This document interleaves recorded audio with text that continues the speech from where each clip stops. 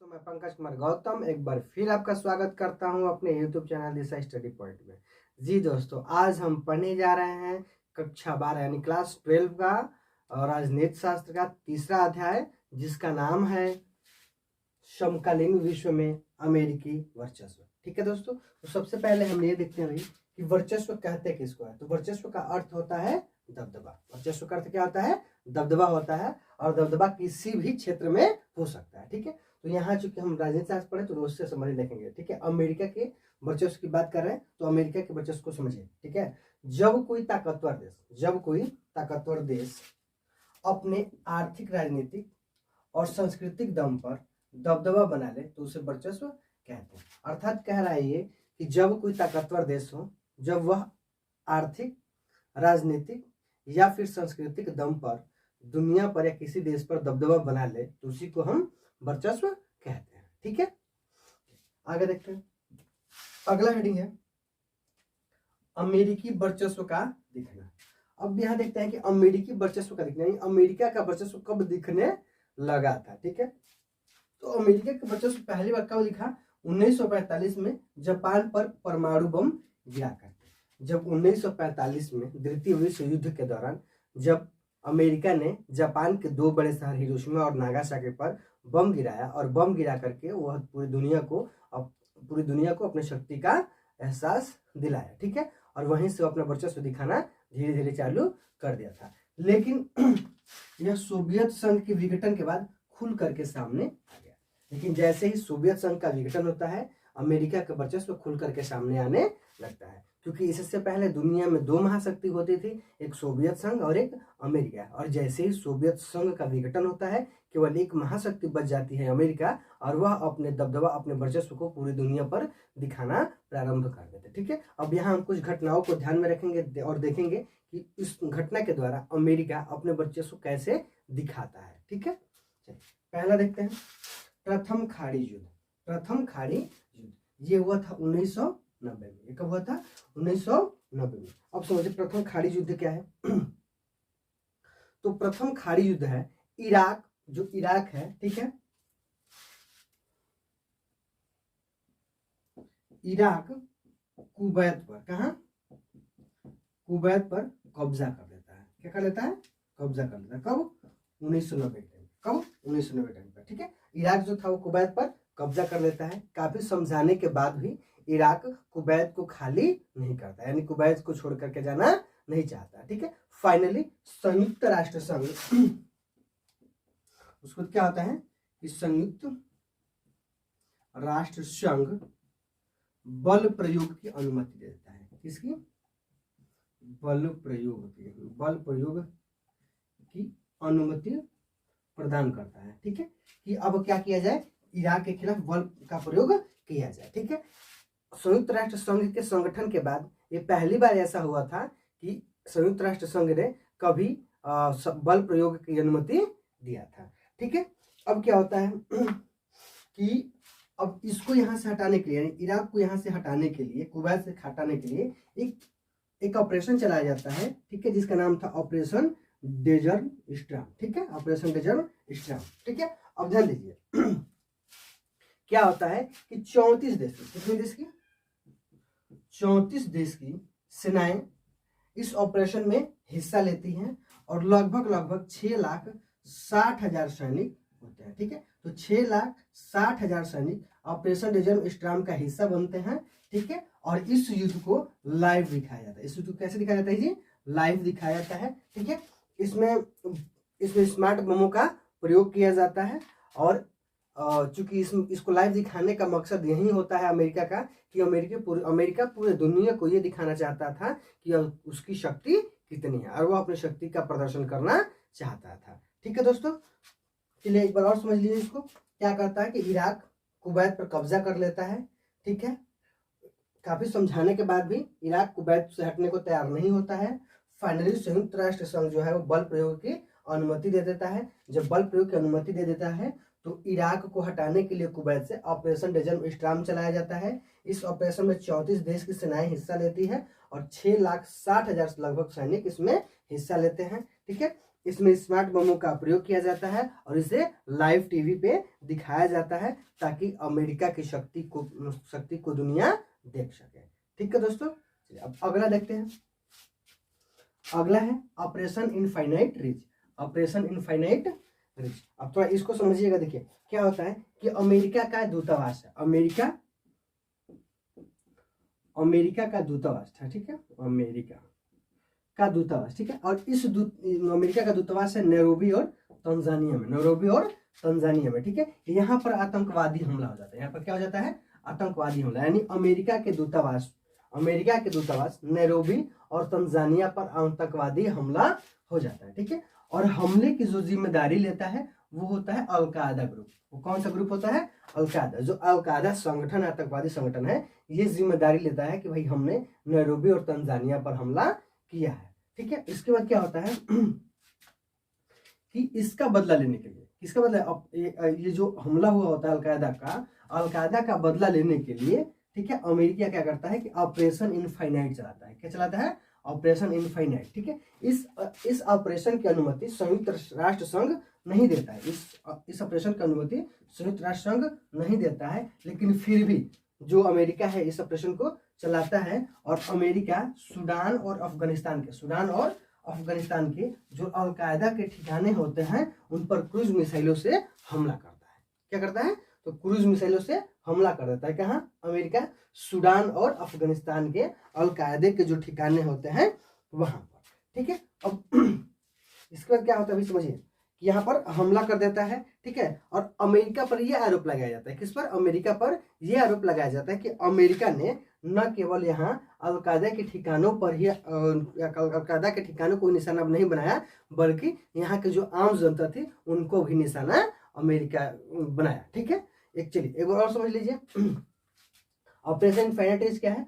तो अमेरिका के दूतावास नैरोबी और तंजानिया पर आतंकवादी हमला हो जाता है, ठीक है। इस हमले की जिम्मेदारी अलकायदा आतंकवादी संगठन ले लेता है, ठीक है। इस हमले का जवाब देने के लिए, इस हमले का बदला लेने के लिए, ठीक है, अमेरिका ने एक ऑपरेशन चलाता है जिसका नाम है ऑपरेशन इनफाइनाइट रिच, ठीक है। इस ऑपरेशन की अनुमति संयुक्त राष्ट्र संघ नहीं देता। आप सोचिए कि संयुक्त राष्ट्र संघ इसकी अनुमति नहीं दे रहा है, फिर भी यह ऑपरेशन को चला रहा है, यानी संयुक्त राष्ट्र संघ की बात को भी नहीं मानता है। अर्थात अपने वर्चस्व को दिखाई रहा है ना जी कि ये अपना काम भी कर ले रहा है और संयुक्त राष्ट्र संघ भी कुछ नहीं कर पा रहा है। इससे ये पता चलता है कि अमेरिका का वर्चस्व कितना ज्यादा है, ठीक है।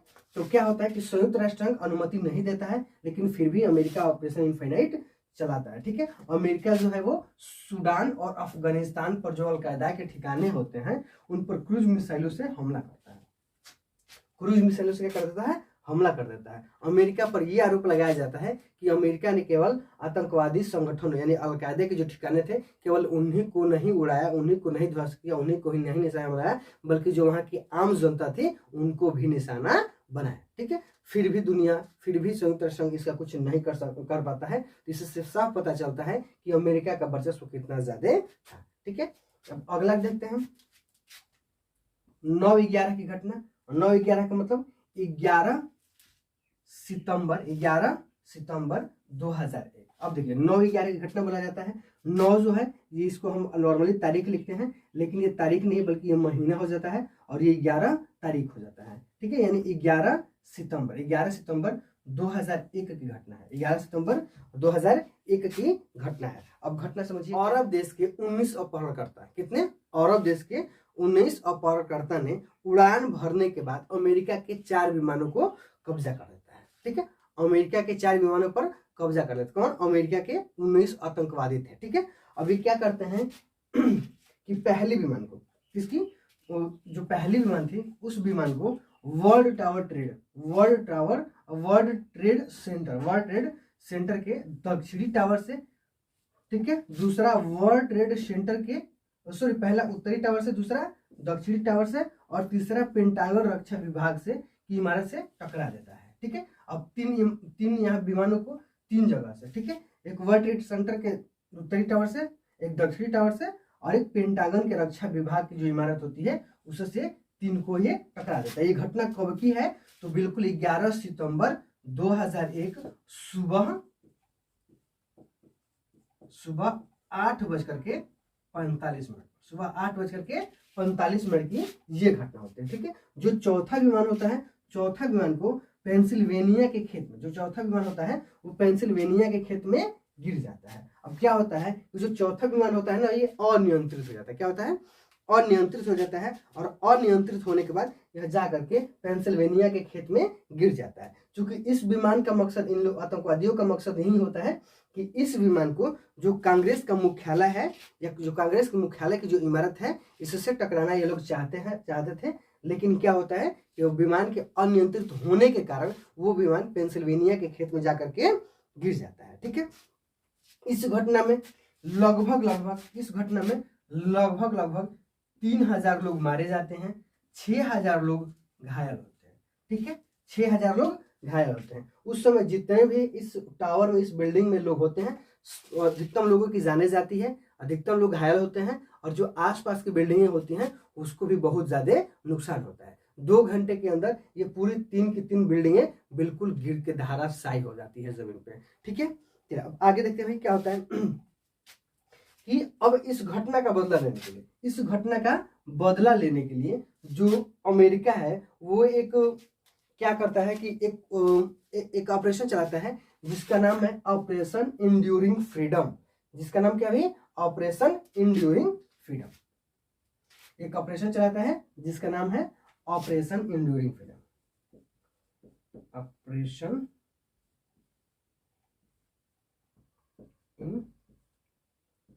During freedom. ठीक है, ऑपरेशन इंड्यूरिंग फ्रीडम अमेरिका चलाता है। और क्या करता है इसके बाद, अमेरिका जब ये ऑपरेशन चलाता है तो इसमें क्या होता है कि जो इस ऑपरेशन के दौरान तालिबानी, और जो तालिबानी होते हैं वो, और जो अलकायदा होते हैं ये, ठीक है, अलगावादी होते हैं ये, इनको निशाना बनाया जाता है और पूरे विश्व में गिरफ्तारियां की जाती है। क्या की जाती है, पूरे विश्व में गिरफ्तारियां की जाती है, और कैदियों को एक खुफिया जेल में रखा जाता है। कैदियों को कहाँ रखा जाता है, एक खुफिया जेल में। और खुफिया जेल कहाँ थी, तो खुफिया जेल थी क्यूबा के निकट में, ग्वांतनामो में। कहाँ भी थी खुफिया जेल, तो क्यूबा के निकट एक ग्वांतनामो जगह है, वहीं पर एक खुफिया जेल थी। इसी जेल में जितने भी लोगों को गिरफ्तार किया गया था उसको रखा जाता था। ठीक है, इन कैदियों को, ये जो कैदी होते थे, ठीक है, इन कैदियों से अगर कोई मिलना चाहे तो भी नहीं मिल सकता था। ठीक है, अगर संयुक्त राष्ट्र संघ का कोई बड़ा पदाधिकारी भी अगर इन आतंकवादी इन कैदियों से मिलना चाहे तो उसे मिलने की अनुमति नहीं थी। ठीक है, अब इससे आप समझ सकते हैं कि अमेरिका का कितना बड़ा वर्चस्व रहा है। ठीक है, चलिए एक बार और इस घटना को देख लीजिए कि क्या होता है कि 11 सितंबर 2001 के सुबह तड़के 8 बजे अमेरिका अरब देश के 19 अपहरणकर्ताओं ने अमेरिका के 4 विमानों को कब्जा कर लेता है, या अमेरिका के 4 विमानों पर कब्जा जमा लेता है। ठीक है, अमेरिका को उड़ान भरने के बाद, ठीक है, अब क्या होता है कि एक विमान को वर्ल्ड ट्रेड सेंटर के उत्तरी टावर से लड़ा देते हैं लोग, दूसरा वर्ल्ड ट्रेड सेंटर के दक्षिणी टावर से,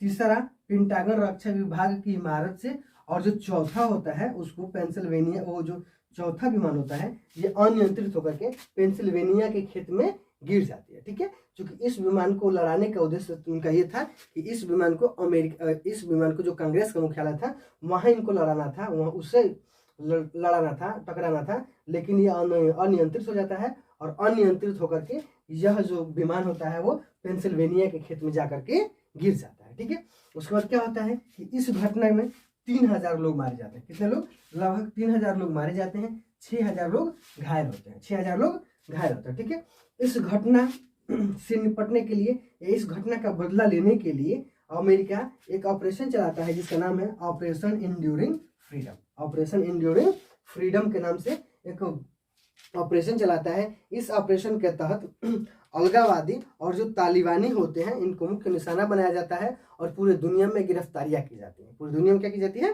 गिरफ्तारी की जाती है, और गिरफ्तार लोगों को एक खुफिया जेल में रखा जाता है। कहाँ रखा जाता है, एक खुफिया जेल में रखा जाता है। और यह खुफिया जेल कहाँ थी, तो क्यूबा के निकट ग्वांतनामो में थे। ठीक है, जो इस जेल में कैदी बंद थे, ठीक है, उन कैदियों से मिलने की अनुमति किसी भी व्यक्ति की नहीं थी। ठीक है, अगर संयुक्त राष्ट्र संघ का कोई पदाधिकारी भी चाहे इन कैदियों से मिलना तो उनको भी मिलने की अनुमति नहीं थी। इस घटना से ये सिद्ध होता है कि अमेरिका अपना वर्चस्व कैसे दुनिया में स्थापित करके रखा। दोस्तों क्लास को कंटिन्यू करते हैं और अगला देखते हैं। इराक पर अमेरिकी हमला। इराक पर अमेरिकी हमला क्या होता है कि जो अमेरिका है वो इराक पर हमला करता है। ठीक है, अमेरिका जो है 19 मार्च 2003 को 19 मार्च 2003 को एक ऑपरेशन चलाता है जिसका नाम है ऑपरेशन फ्रीडम। जिसका नाम क्या है? Operation freedom. कब? 19 मार्च 2003 को। ठीक है, अमेरिका क्या करता है कि इस फ्रीडम इस ऑपरेशन के तहत ये इराक पर हमला कर देता है। क्या करता है? इराक पर हमला कर देता है। अब हमला क्यों करता है? तो अमेरिका जो है एक ऑपरेशन चलाता है जिस ऑपरेशन का नाम था ऑपरेशन फ्रीडम, और इस ऑपरेशन के तहत अमेरिका 19 मार्च 2003 को इराक पर हमला कर देता है। ठीक है, और इस हमले की अनुमति संयुक्त राष्ट्र संघ नहीं देता है। इस हमले की अनुमति संयुक्त राष्ट्र संघ नहीं देता है, लेकिन फिर भी अमेरिका इस पर हमला कर देता है। और हमला करके क्या कहता है कि हमला करके अमेरिका अपने सफाई क्या देता है कि जो इराक है वह खतरनाक नरसंहार का हथियार बना था। जो इराक है वो क्या कर रहा था? खतरनाक नरसंहार का हथियार बना रहा था, इसीलिए हमने इस पर हमला कर दिया, जबकि ऐसे सबूत वहां नहीं मिल पाए। ठीक है, चलिए एक बार और समझिए कि 19 मार्च 2003 को अमेरिका ने एक ऑपरेशन फ्रीडम चलाया। ठीक है, इस ऑपरेशन के लिए संयुक्त राष्ट्र संघ ने अमेरिका को अनुमति नहीं दिया था, फिर भी अमेरिका ने इस ऑपरेशन को चलाया। ठीक है, इस ऑपरेशन के दौरान क्या किया गया कि 19 मार्च 2003 को अमेरिका ने इराक पर हमला किया। अमेरिका ने इराक पर क्या कर दिया? हमला कर दिया। और हमला करने के बाद वह अपनी सफाई देता है और कहता है कि जो इराक था वो खतरनाक नरसंहार का हथियार बना रहा था, इसीलिए हमने इस पर हमला कर दिया और ये ऑपरेशन फ्रीडम को चलाया। ठीक है, जबकि इस ऑपरेशन की अनुमति संयुक्त राष्ट्र संघ नहीं दिया था। ठीक है, जबकि ऐसे कहीं सबूत नहीं मिलते हैं कि इराक नरसंहार का हथियार बना रहा था। ठीक है, आगे देखते हैं हमले का उद्देश्य। वही चूंकि अमेरिका ने इराक पर हमला किया, तो इसके हमले का उद्देश्य क्या था? वही इसका हमले का उद्देश्य यही था कि तेल भंडार और वहां के संसाधनों पर नियंत्रण करना। अमेरिका चाहता था कि जो इराक के तेल भंडार हैं और जो वहां के संसाधन है उस पर मेरा नियंत्रण हो। ठीक है, उसके बाद दूसरा उद्देश्य क्या था? तो दूसरा उद्देश्य यह था कि इराक पर अमेरिका अपनी मनपसंद, यानी इराक में अमेरिका अपनी मनपसंद सरकार बनाना चाहता था। ठीक है दोस्तों, तीसरा है इराक पर हमले से अमेरिका की कमजोरी नजर। फिर देखिए अब क्या होता है कि जैसे अमेरिका जो था वो इराक पर हमला करता है, तो इराक पर हमला करने के दौरान अमेरिका की कुछ कमजोरियां नजर आती है। अब कमजोरियां क्या है भाई? तो कमजोरियां ये है कि अमेरिका ताकत में तो आगे था, ताकतवर तो देश था, ठीक है, लेकिन वह कब्जे वाली जगह पर, जिस जगह को अमेरिका ने कब्जा कर रखा था इराक के हमले के बाद, ठीक है, उस जगह पर कानून व्यवस्था स्थापित नहीं कर पाया। ठीक है, कानून व्यवस्था स्थापित नहीं कर पाया। जनता, जो वहां की जनता थी, जनता उसका विरोध कर रही थी अमेरिका के, तो अमेरिका के विरोध को भी जनता दबा नहीं पाई। ठीक है, और राजनीतिक व्यवस्था बनाने में असफल रही। कौन? अमेरिका। ठीक है, एक बार और समझिए कि भाई हमले का उद्देश्य क्या था?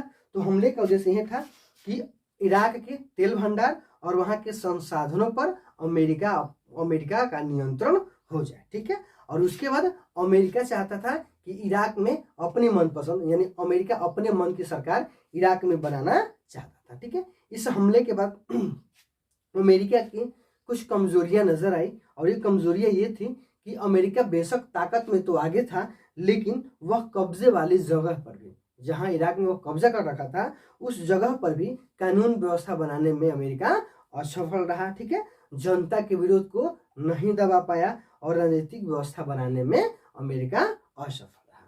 ठीक है दोस्तों, चलिए अगला देखते हैं। अगला है अमेरिका का सैन्य वर्चस्व। अब देखिए अमेरिका का सैन्य वर्चस्व क्या है? तो अब पूरी दुनिया जानती है कि अमेरिका की जो सैन्य शक्ति है वो बहुत ही ज्यादा मजबूत है। दुनिया की सबसे ताकतवर सेना अमेरिका के पास है। ठीक है, आधुनिक हथियार भी है अमेरिका के पास।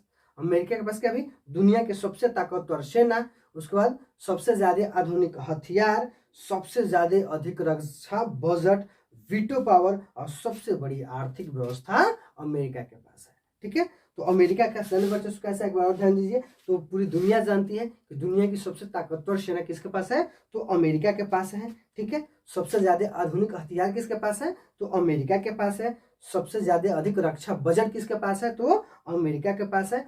वीटो पावर किसके पास है, तो अमेरिका के पास है। और सबसे बड़ी आर्थिक व्यवस्था भी अमेरिका के पास है। ठीक है, इससे ये साबित होता है कि अमेरिका का वर्चस्व कितना ही ज्यादा है। ठीक है, अमेरिका का वर्चस्व बहुत ही ज्यादा दुनिया में है। ठीक है, तो ये वीडियो आज का कंप्लीट होता है। ठीक है, आई होप आपको ये वीडियो अच्छा लगा है। अगर वीडियो अच्छा लगा है तो लाइक कीजिए, शेयर कीजिए, कमेंट कीजिएगा और हाँ जी दोस्तों सब्सक्राइब भी कीजिएगा।